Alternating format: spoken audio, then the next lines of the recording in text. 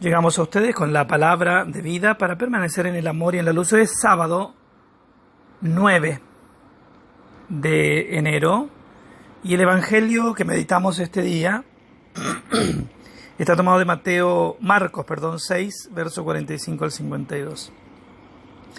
Después que los 5.000 hombres se saciaron, enseguida Jesús obligó a sus discípulos a que subieran a la barca y lo precedieran en la otra orilla hacia Betsaida, mientras él despedía a la multitud. Una vez que los despidió, se retiró a la montaña para orar. Al caer la tarde, la barca estaba en medio del mar y él permanecía solo en tierra. Al ver que remaban muy penosamente porque tenían viento en contra, cerca de la madrugada fue hacia ellos caminando sobre el mar, e hizo como si pasara de largo.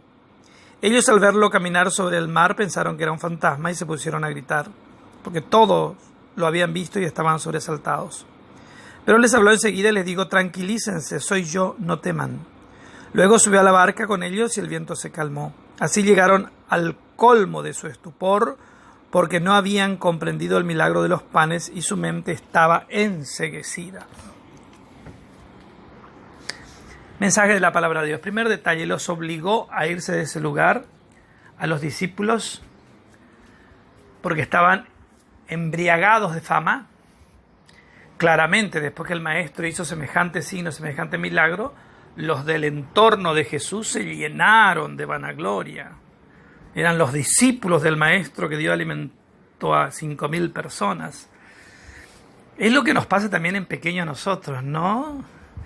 Todos queremos rodearnos y estar cerca, ser del círculo íntimo de aquel que ostenta el poder. Y eso es un peligro. Y es un riesgo, en verdad, ¿no? Porque del único del que tenemos que estar cerca y buscar su amistad, intimidad, compañía, es con Jesús. El resto todo es tan transitorio, tan banal y tan pasajero, ¿no? Pero eso le pasó a los discípulos. Se quedaron en la vanagloria de las cosas vanas y pasajeras.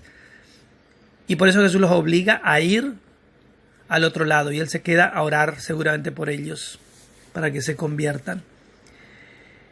Y queda probado que verdaderamente la fe de los discípulos era absolutamente frágil y vulnerable cuando dice el texto que remaban con el viento en contra penosamente. Ahí está la explicación de por qué Jesús los obliga a irse, ¿no? No estaban preparados todavía para las ligas mayores. Su fe era aún muy débil, muy frágil, muy mundana, diríamos. Y de hecho eso se manifiesta cuando no lo reconocen al Señor caminando sobre las aguas y piensan que es un fantasma y comienzan a gritar aterrorizados. Tranquilícense, no tengan miedo, soy yo, les dice, ¿no? Como para demostrar categóricamente que Jesús, que conoce el corazón de los hombres, sabía exactamente en el nivel de ese proceso de fe en el que ellos se encontraban. Y necesitaban pasar también por esa prueba para darse cuenta cuán frágiles, cuán vulnerables eran como seres humanos. Y ese hecho se sigue actualizando en cada discípulo, en cada bautizado, ¿no? Que se cree que la sabe toda, que tiene todo, que es experimentado en todo, pero que después en la primera de cambio se derrumba, ¿no? Y hace mucho ruido. Jesús da esa lección. Y el Evangelio deja muy en claro que aun cuando habían estado con Jesús, aun cuando habían visto esos grandes milagros y recibido todas esas instrucciones, su mente aún estaba embotada. Aún no habían comprendido. ¿Eso qué significa?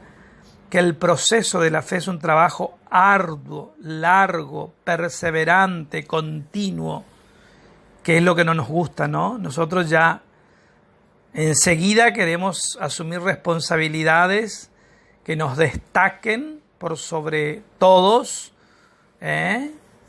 como si fuéramos expertos, maestros más que el maestro, etc. Y la cosa no es así. El proceso es largo, trabajoso, sostenido, perseverante, y bueno, después, si el Señor así lo decide y tiene pensado que cada uno de nosotros ocupemos el rol y la misión que debemos ocupar según el propósito que Dios tiene para cada uno, nos lo revelará y nos lo mostrará y nos pondrá en ese lugar. Pero nosotros no podemos forzar nada ni pretender nada. Simplemente estar con Jesús y estar atentos especialmente a las mociones del Espíritu que nos revelará su santa y divina voluntad.